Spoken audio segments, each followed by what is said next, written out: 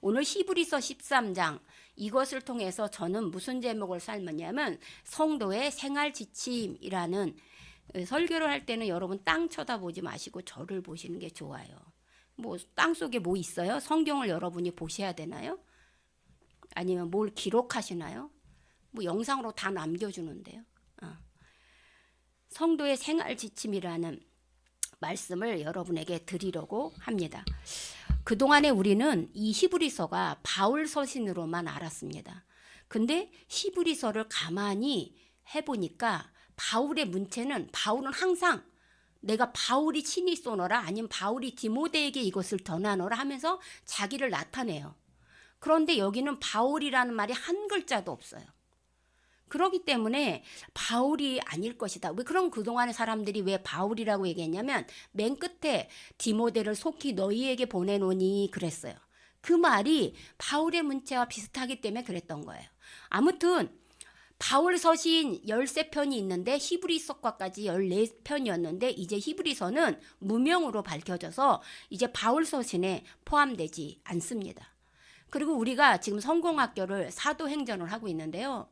여러분 정말로 은혜가 많아요. 여러분이 막 사정에 의해서 막 들락날락 빠지시고 그러는데 저는 그럴 때마다 너무 마음이 아파요. 어쩔 수 없는 상황으로 빠지시는 거잖아요. 그래서 한 주간은 한번 연기도 해봤어요. 휴강도 해봤어요. 그런데 제가 먼저 그 말씀의 은혜를 받으니까 여러분들에게도 그게 은혜 받는 시간이 되더라고요. 자, 근데 그래서 다음에 제가 할 게 뭐냐, 이제 조금 쉬었다가, 그전에는 로마서 이렇게 했을 텐데 이제는 바울 서신서 중에서 바울이 쓴 책을 이제 여러분에게 가르칠 준비를, 교환을 작성하고 있습니다. 이토록 지금 바울 서신으로만 알았던 믿음이라는 것에 대해서 강조한 이 히브리서를, 그것은 여러 가지 문체나 여러 가지 증거상 바울 것이 아니고 히브리 기자라고 우리는 얘기합니다. 이 히브리 기자는 유대교에서 그리스도교로 개종한 히브리인들이 로마의 압제로부터 너무 어려우니까, 여러분 지금 여러분들도 아까 고은이도 기도했던 것처럼 성도들이 너무 어려울 때가 많아요. 이런 어려울 때 여러분 답이 있어요. 그 답은 그 어려울 때 내가 자꾸 팔을 늘어뜨리고 코가 빠져 있고 정말 실망하고 자꾸 내 동굴 속으로 들어가는 걸 사탄이 원하는 거예요. 그대로 하면 그 고난 너머에 있는 축복을 여러분이 못 받아요. 그것을 지금 히브리 기자가 얘기하고 있는 거예요.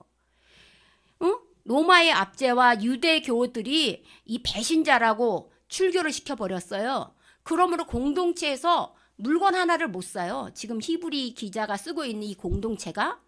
그렇기 때문에 이런 어려움, 세상적인 어려움을 많이 겪고 있는 이 히브리인들에게, 자, 어떻게 하면 복음을 저버리지 않고 유대교로 돌아가려고 하는 그들에게 예수 그리스도가 누구인지, 그분이 우리를 위해서 어떤 일까지 행했는지를 알려주고 싶은 거예요. 저는 이 본문을 하면서 맥이 너무 안 잡혀서 정말 어떻게 해야지 이게 맥이 잡힐까요? 자면서도 잠을 제대로 못 잤어요. 그런데 꿈속에서 하도 제가 고민을 하니까 꿈속에 자기 전에 이걸 이제 대지를 나눠주시더라고요. 아, 이렇게 전에 이렇게 하면 돼. 그래서 거기서 맥을 잡아서 오늘 아침에 급히 이것을 수정한 거예요. 그러므로 우리를 위해 어떤 일까지 하셨는지에 대해서 기록한 서신서 중에 가장 격조 있는 편지예요. 바울 서신서가 가장 격조 있다고 얘기하는데 사실은 이 히브리서가 가장 격조 있는 서신으로 우리 목회자들 사이에서는 인정받습니다. 그러면 왜 격조 있는 거냐? 지금 히브리인, 유대인들에게 이게 말을 하는 거기 때문에 구약 성경에 대한 인용이 히브리서에 굉장히 많아요. 또 그것을 통해서 무엇이 있냐면 이상하게 멜기세덱이라는 대제사장 얘기를 2번이나 나타내요. 유대인들에게 있어서 멜기세덱은 대제사장이 아니에요. 그들에게 있어서 대제사장은 아론의 지파에서, 아론의 계열에서 나온 자야 되는 거예요. 그런데 지금 히브리 기자는 제사장인데, 예수님이 제사장인데 아론의 계통에서 나온 제사장이 아니라 멜기세덱, 살레만 멜기세덱에서부터 나왔다고 얘기하고 있는 거예요. 여러분에게도 저는 설교를 분명히 했어요. 대제사장 멜기세덱은 살로망으로서 갑자기 나타나고 지파도 없었다. 근데 여러분 그거 아십니까?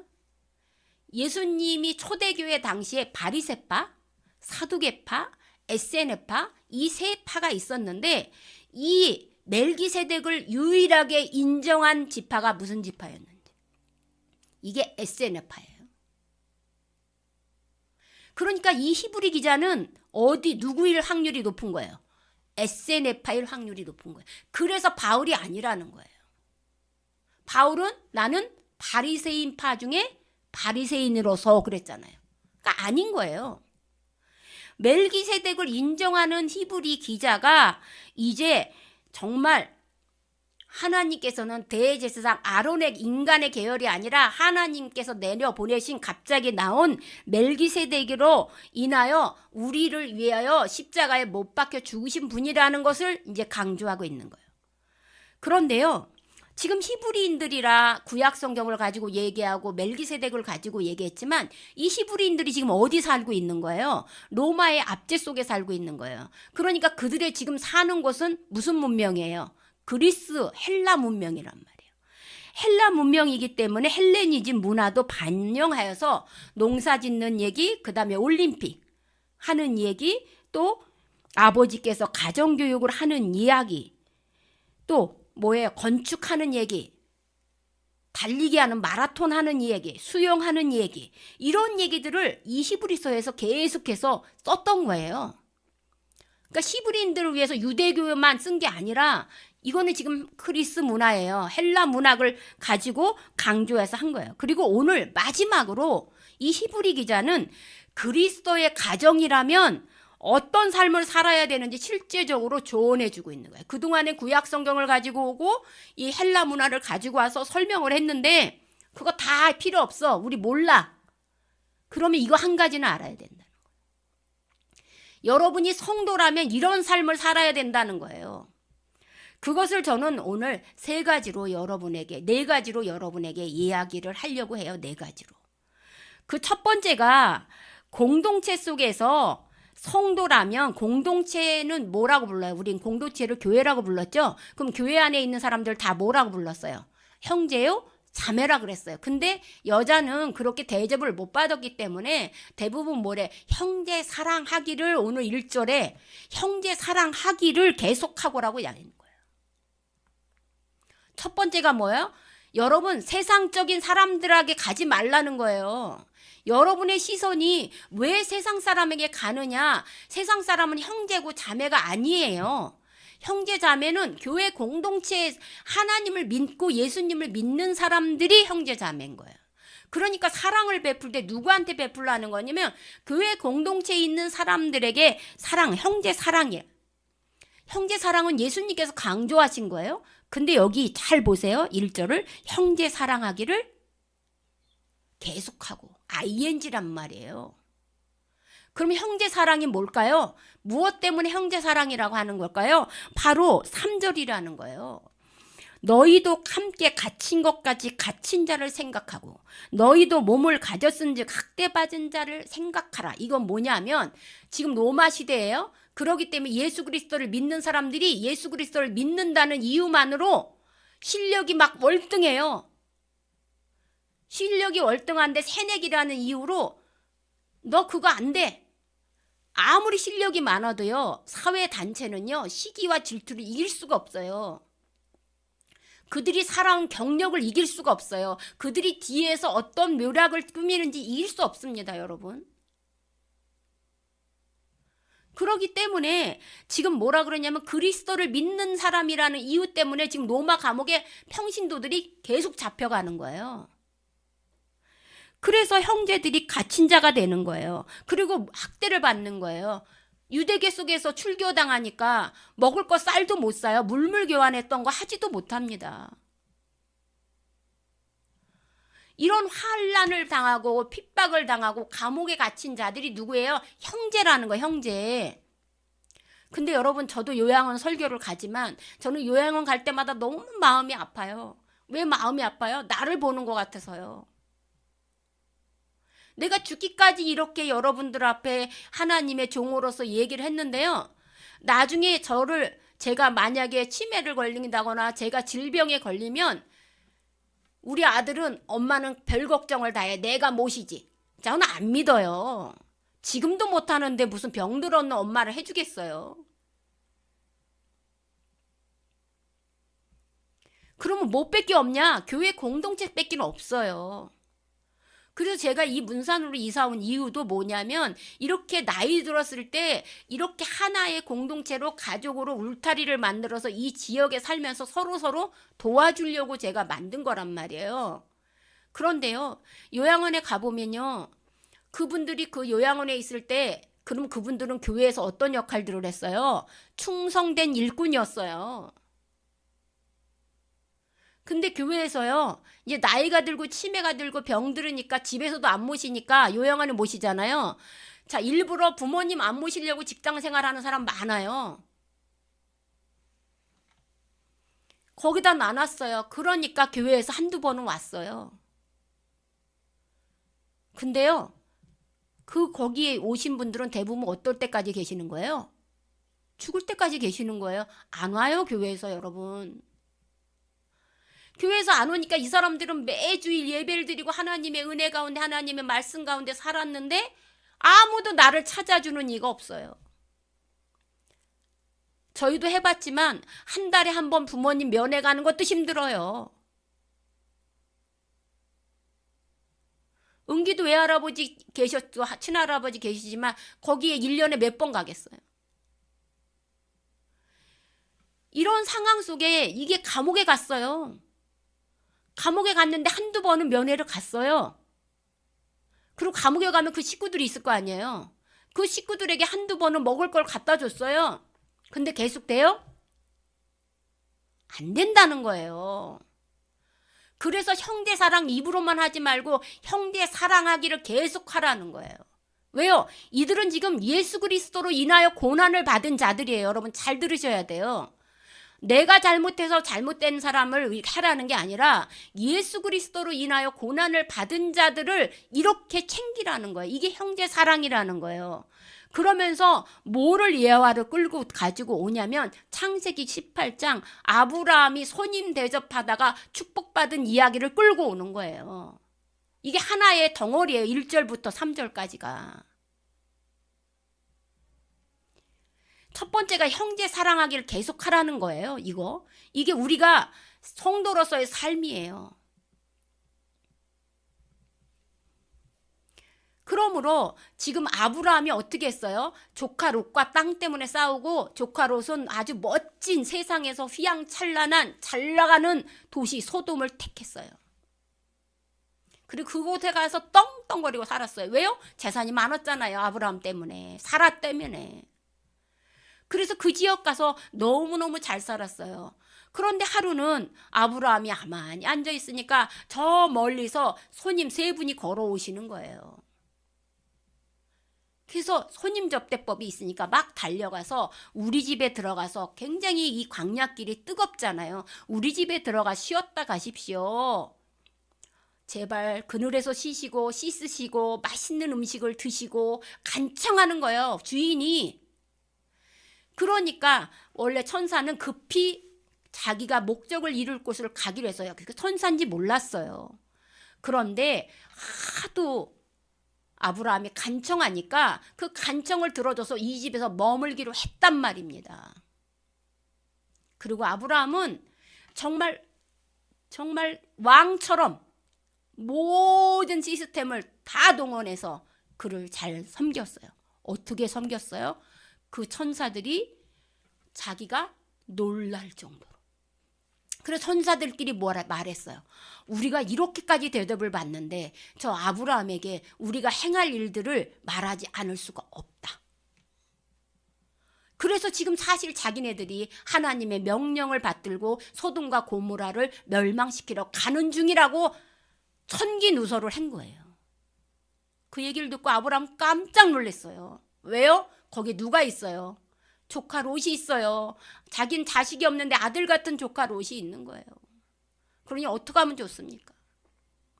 그래서 그 천사를 붙잡고 계속해서 인원수를 줄여가면서 구원받을 사람을 달라고 기도했던 거예요.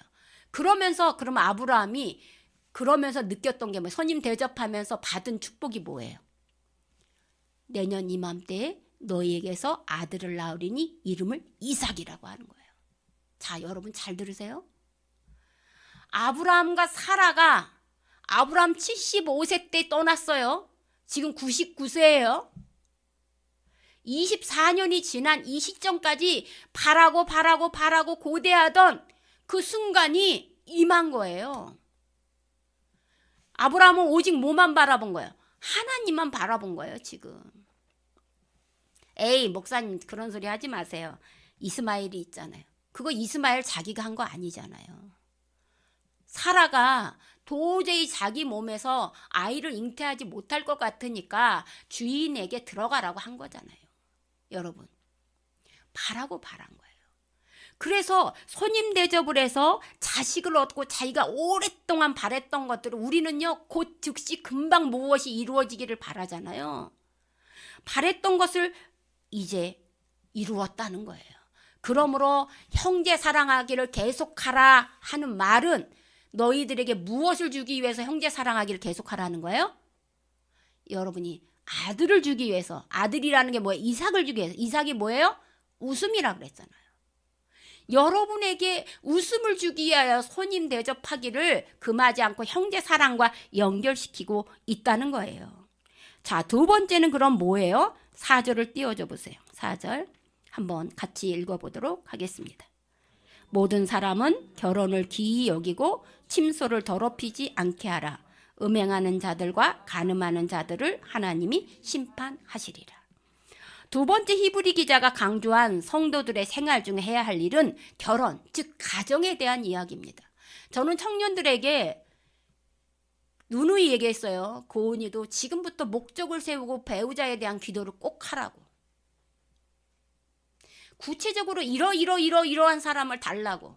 그게 여러분의 욕심일지 몰라도 진짜 그대로 되어져 있다니까요. 한번 믿어보라고요. 그 된다니까요. 근데 안 해요. 아무리 얘기를 해도.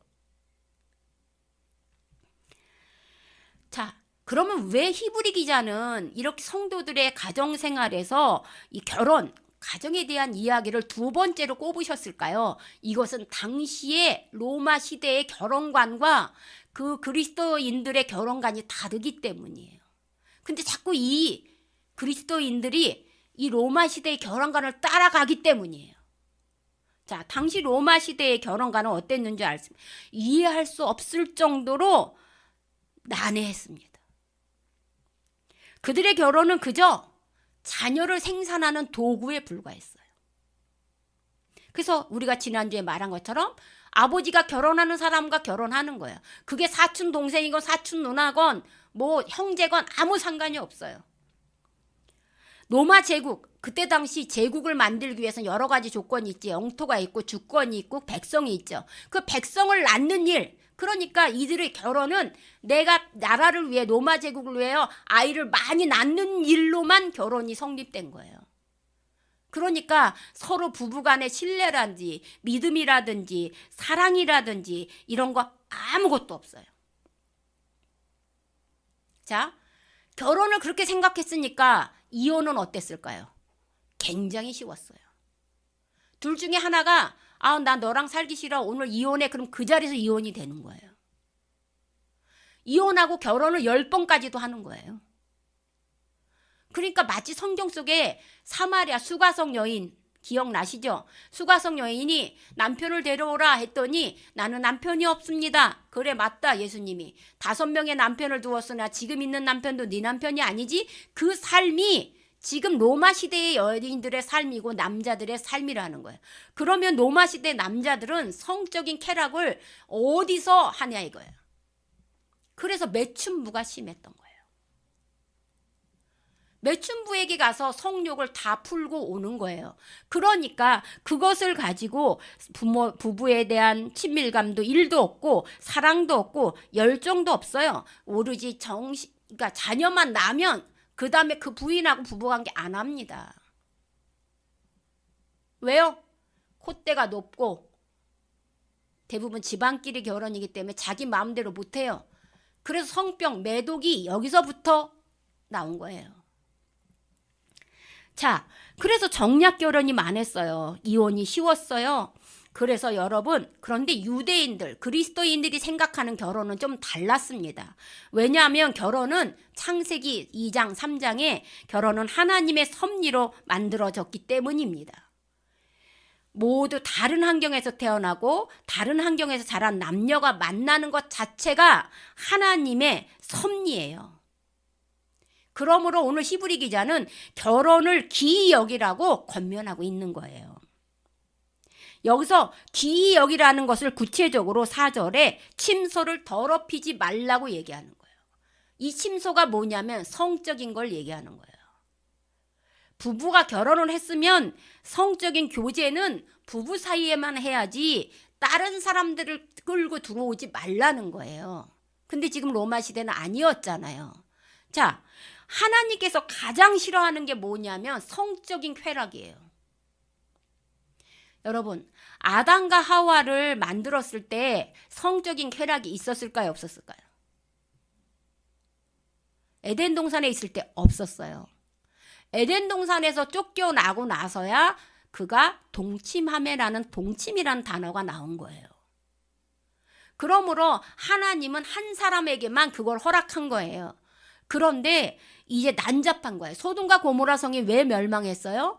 그 부부간에 그런 거는 물론이고 그것이 타락해서 남자끼리 사랑하는 것도 모자라 동물하고도 교접을 했고 그때 당시 또 심지어 멀리서 온 손님을 자기의 성적 놀이개로 내달라고 하면서 타락했기 때문에 멸망한 거예요. 하나님이 제일 싫어하는 게 바로 간음이고 음란이었던 거예요. 그래서 여기 4절에 침소를 더럽히지 않게 하라. 음행하는 자들과 간음하는 자들은 하나님이 심판한다고까지 얘기한 거예요. 여러분, 10계명 중에 무려 2계명을 침소를 더럽힌다는 건 2계명을 어기는 거예요. 하나는 7장 7조에 나와 있는 뭐예요? 간음하지 말라. 그 다음에 10조에 나와 있는 남의 이웃의 것을 탐하지 말라. 부인은 그때 말씀드렸죠. 주일날 아내는 누구의 것이에요? 남편의 것인데 그 남편의 것을 탐했기 때문이에요. 그리고 남편도 아내의 것인데 그것을 탐했기 때문에 이 10계명 중에 2계명을 어기고 있는 이 생활이기 때문에 바로 이제 결혼관에 대해서 너희들이 침소를 더럽히지 말라라고 얘기하는 거예요. 성적인 것에 대해서 문란한 생활을 하지 말라는 거예요. 자기 아내 외에 자기 남편 외에 다른 사람과 그런 관계를 맺는다는 건 간음이고 음란이라는 거예요. 하나님께서 가장 싫어하는 거예요. 그러면 세 번째는 그럼 성도들이 어떤 관계를 잘 지켜나가야 되느냐? 바로 5절입니다. 자, 한번 5절을 같이 읽어보도록 하겠습니다. 시작. 돈을 사랑하지 말고 있는 바를 족한 줄로 알라. 여기까지. 돈을 사랑하지 말라라고 얘기하면서 재정적인 이야기를 끄집어냅니다. 여러분, 오늘을 살고 있는 사람 중에 여러분 일찍 일어나서 출근하는 이유가 뭐예요? 돈이에요. 주의를 거룩하게 지키라고 하는데 주의를 범하고 출근하는 이유가 뭐예요? 돈이에요. 더군다나 돈 때문에 아파도 출근하고 돈 때문에 주일도 못 지키고 출근하고 돈 때문에 돈을 조금 더 준다면 직장도 때려치고 옮기는 거예요. 자, 잘 알아두셔야 돼요. 이 돈을 따르는 사람을 탐심이라고 얘기해요. 성경은. 하나님께서 간음을 싫어하시고 두 번째로 싫어하는 게 탐심이에요. 자, 이 탐심은 근데 우리가 지금 어떤 사회를 살고 있냐면 자본주의 사회를 살고 있어요. 그러니까 돈이 없어서는 살 수가 없어요. 그걸 알기 때문에 돈이 필요 없습니다. 그런 거를 나는 여러분에게 돈이 필요 없으니까 따르지 마십시오라고 얘기할 수가 없어요. 근데 지금은 자본주의 사회니까 이해가 되는데 그때 당시 로마 제국인데, 그죠? 그때도 돈이 이렇게 중요했을까? 돈이 많이 필요했을까? 여러분 생각은 어때요? 그랬을 것 같아요? 안 그랬을 것 같아요? 자본주의 사회가 아니에요, 로마 제국은. 근데 돈이 필요했어요. 그것을 성경에서 어디서 발견하냐면 사울이라고 부르는 바울이 복음을 전하다가 유대인들의 시기와 질투로 인하여 법정에 서게 됐어요. 그때 바울에게 천부장이 뭐라 그러냐면, 아 시끄러, 저 유대인들 또 난리네. 그러면서 백부장에게 저 바울을 채찍질로 해서 자기 입으로 무슨 죄를 지었는지 신문하게 하라고 그랬어요. 그때 바울이 백부장에게 내가 로마 시민권자인데 어찌하여 나를 이렇게 재판에서 판결나지도 않았는데 나를 정죄하느냐 하고 말 한마디를 했어요. 그때 백부장이 천부장에게 달려가서 천부장님 큰일 났습니다. 저 사람이 로마 시민권을 가진 사람이라고 합니다. 천부장의 얼굴이 노랗게 질렸어요. 이건 불법이고 이거는 나라와 나라 간의 전쟁으로 번질 수 있는 얘기인 거예요. 그래가지고 막 내려가서 바울에게 말했어요. 왜냐하면 이 천부장은 돈으로 로마 시민권을 산 사람이에요. 그러니까 로마 시민권을 가진 사람 중에 계급이 있었어요. 제일 밑에 있는 사람이 돈으로 로마 시민권을 산 사람이었어요. 그래서 바울이 자기처럼 돈으로 로마 시민권을 산 자이기를 그 계단을 내려가면서 빌고 또 빌었어요. 그래서 물어봤어요. 나는 돈을 주고 샀는데 너는 어떻게 샀느냐? 나는 태어날 때부터 로마 시민권자다. 여기서 우리가 알고 있는 거예요. 돈이 왜 필요했는지. 그때 모든 무소불력의 권력을 누릴 수 있는 로마 시민권을 사기 위해서 뭐가 필요했던 거예요? 돈이 필요했던 거예요. 그러기 때문에 돈 하는 것을 탐심이라고 얘기할 수 있는 거예요. 자, 우리가 실제적인 예로 우리가 알고 있는 크리스마스의 대명사로 등장하는 인물이 하나 있어요. 욕심쟁이? 네, 스크루지 영감님. 그 영감님이 유대인이에요. 근데 여러분 그걸 아셔야 돼요. 유대인은 고리대금업자가 돼서는 안 돼요. 근데 이 사람이 고리대금업자예요. 그리고 여러분 지금 트럼프가 지금 나라를 전 세계를 흔드는 것 같지만 그 트럼프를 흔들 수 있는 사람이 누구예요? 은행업자들이에요. 그 은행업자들이 미국의 은행업자, 유럽의 은행업자들이 다 누군 줄 아세요? 유대인들이에요. 그 유대인들이 어떻게 은행업에 됐는지 아세요? 고리대금으로 된 거예요.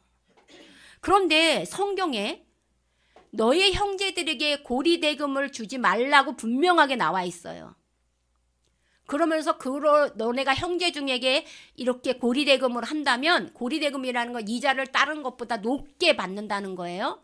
그러면 내가 너희들에게 그 모든 것을 빼앗아가리라고 그랬어요.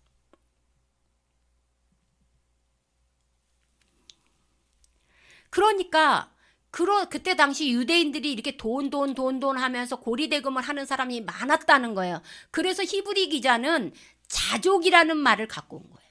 자족. 자, 돈이 있는데 저는 왜 돈 하는지를 모르겠어요. 저도 돈 많은 사람 아니에요. 돈 하는 이유를 모르겠어요. 저는 장례식장을 많이 가봤어요. 근데 장례식장에 가면서 항상 제가 시체실 그 냉동실에서 시체를 꺼내서 바로 그 자리에서 보여주거든요. 그때는 여러분 염을 안 했기 때문에 뭔 줄 아세요? 알몸이에요. 신천으로 덮어놨어요. 그거 다 보여줘요. 그러면 가면요. 저는 깨닫는 게 뭔 줄 아세요? 빈손으로 왔다 빈손으로 가는 거예요. 그 어떤 사람도 돈 가지고 가는 사람 한 명도 못 봤어요. 근데 왜 이렇게 돈이 많은 사람이고 더 불법을 저지르고 더 가지려고 하고 정치하는 사람들 보세요. 지금 우리나라에 빚이 얼마나 많은데 그 정치하는 사람들이 다 토해내면 그거 다 갚을 수 있을 정도래요. 돈 하는 거예요. 그러니까 이게 탐심이라는 거예요. 주님은 돈을 갖지 말라고 얘기 안 해요. 뭐라고 얘기해요? 자족하라고 얘기해요. 그러면 히브리 기자가 말하는 자족이라는 말은 우리가 어떻게 알 수 있을까요? 자, 돈 그것을 갖기 위해 물불 가리고 앉는 자들에게 바로 탐심을 가진 자라고 말하고, 자, 돈이 목적이 돼, 여러분, 목적이 돼서 돈은 수단이에요. 내가 살기 위해서 이게 필요한 거지, 그게 목적이 돼 갖고는 안 돼요. 근데 우리 젊은이들이나 또한 돈을 많이 벌기를 원하는 사람들은 돈이 목적이 돼 버렸어요. 유퀴즈라는 프로그램을 봤는데 26살짜리 여자가 2억 6천을 모았어요. 그 여자가 작년에 나왔을 때는 1억을 모았었어요. 근데 1년 만에 1억 6천을 모아서 왔어요. 또 다시 나왔어요. 거기다가 청약저축을 넣었더니 당첨까지 됐대요. 그 여자의 삶을 들여다보니까 진짜 너무너무 짠순이처럼 살고 있더라고요. 그 사람은 목적이 돈인 거예요. 그럼 돈을 목적으로 모은 사람들은 그 목적이 이루어지면 죽어요. 그래서 자꾸 목적을 높이는 거예요. 그러다 보니까 그 돈을 수단으로 써본 적이 없는 거예요. 여기에서 자족이라는 말은, 자 보십시오. 자족의 답을 알려주고 있어요. 아니 목사님, 그러면 돈을 어떻게 하라는 거예요? 우리가 어떻게 하라는 거예요? 여기 5절 다시 띄워줘 보세요. 자, 5절을 다시 한번 읽어보겠습니다. 돈을 사랑하지 말고 있는 바를 족한 줄로 알라. 그가 친히 말씀하시기를 내가 결코 너희를 버리지 아니하고 너희를 떠나지 아니하리라고 신명기에 말했다는 거예요. 자, 모든 것의 주인이 누구예요? 하나님이. 그 하나님이 너희를 떠나지 않겠다는 거예요. 이 말은 뭐예요? 내가 너희를 책임지겠다는 거예요. 실제적으로 광야 생활하면서 책임졌어요, 안 졌어요? 졌어요. 만나가 필요할 땐 만나를 거두고 하시고 내려주셨어요. 고기 먹고 싶다고 하니까 이사에게 끼도록 줬어요.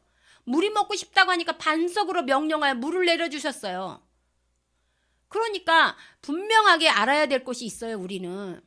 우리가 일은 해야 돼요. 그 만나도 우리가 가서 거둬야 되고 메추라기도 우리가 거둬야 돼요. 그죠? 반석의 물도 우리가 떠야 돼요. 우리가 해야 될 일과 하나님이 해야 될 일이 있다는 거예요. 그 돈에 대한 축복도 하나님이 허락하셔야지만 가능하다는 거예요.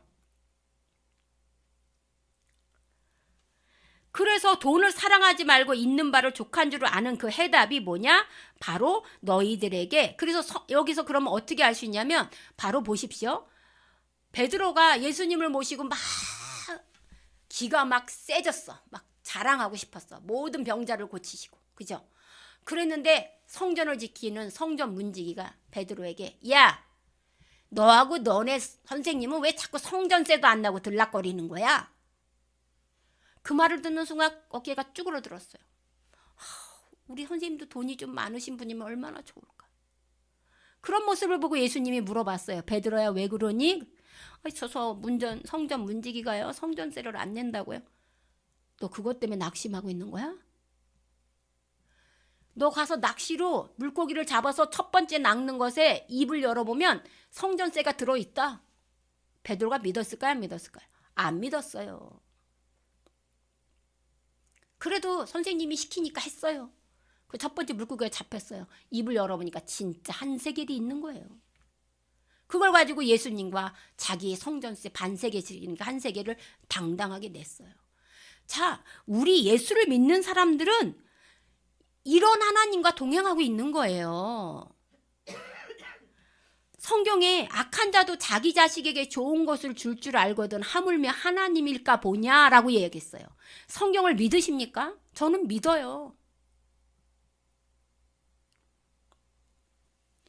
그래서 성경에 또 이렇게 얘기했어요.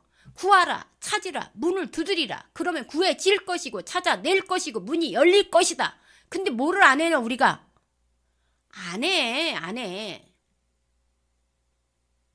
구하지 않아요. 동행해야 돼요. 하나님을 찾아야죠. 아버지를 찾아야죠. 예수님께 얘기해야죠. 그래 성전세가 나오죠. 근데 자꾸 내가 뭘 하려고 그러니까 이게 안 되는 거예요. 자족이 답이 뭐냐? 예수 그리스도와 동행하라는 거예요. 마지막으로 여러분에게 또 말씀합니다. 자, 7절을 띄워주시기 바랍니다. 7절입니다. 시작.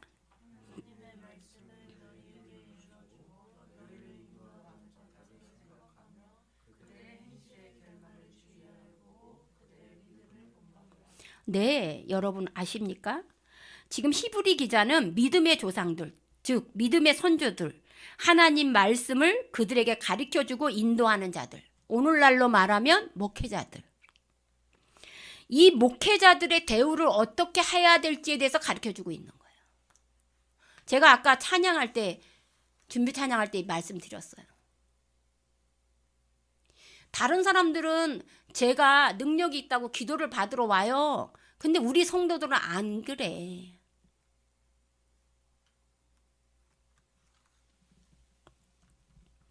하나님의 말씀을 너에게 일러주고 너희를 인도하던 자들을 생각하라 그랬어요. 여러분 목회자를 생각하셔야 돼요. 두 번째는 너희를 인도하던 생각과 그들의 행실의 결말을 주의하여 봐야 돼요. 우리 목사님이 어떻게 해서 축복을 받았는지 보셔야 되는 거예요. 세 번째는 그들의 믿음을 본받으라고 얘기했어요. 멀리는 11장에 있는 믿음의 조상들 아브라함부터 노아 막 쭉 있는 그 사람들을 본받는 거고요. 가까이는 여러분의 앞에 있는 목회자를 본받으라는 거예요.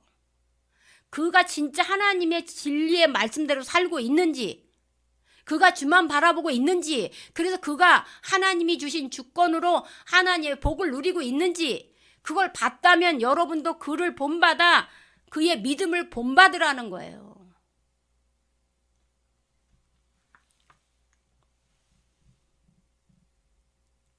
근데 여러분 하나 아셔야 될 게 있어요. 지금 11장 히브리서 11장에 옛날 구약 성경에 나온 선조들만 나오잖아요. 그런데 그러면 오늘날의 목사님도 그런 축복을 받았어요? 라고 물어본다는 거예요. 근데 그때 답이 뭐냐? 바로 8절에 예수 그리스도는 어제나 오늘이나 영원토록 동일하신 분이라는 거예요. 구약 성경의 믿음의 조상들에게도 하나님은 있었고 신약 성경에 예수 그리스도도 있었고 지금 내가 믿고 있는 목회자가 믿고 있는 그분이 예수 그리스도가 동일하게 있다는 거예요. 그렇기 때문에 자 하나님이 자기를 소개할 때 뭐라고 얘기해요? 나는 아브라함의 하나님, 이삭의 하나님, 야곱의 하나님이에요. 아브라함, 이삭, 야곱은 죽었어요. 그런데 아브라함, 이삭, 야곱을 살리신 하나님은 살아 있어요. 그래서 지금 목회자가 살아계신 하나님을 믿고 그분을 전하고 있으면 그분의 삶 속에서 모범됐다면 그분을 본받고 따르고 그분이 말하는 것을 여러분도 순종하라는 거예요. 근데 왜 안 듣습니까? 여러분 야단치는 게 아니에요. 너무 마음이 아픈 거야 내가.